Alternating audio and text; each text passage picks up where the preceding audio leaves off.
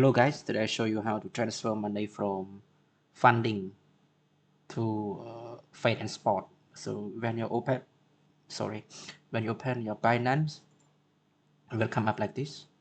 Make sure you log in your Gmail, and then come up here, wallet here, and fiat and spot.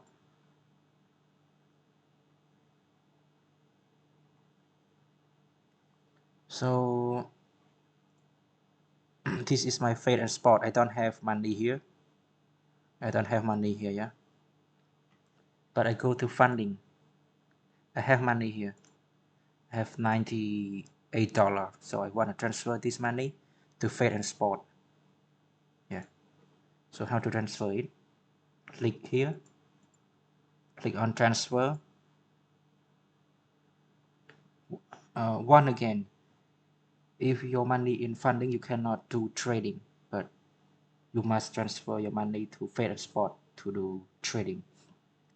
So where do you transfer from? You transfer from funding to fiat and spot.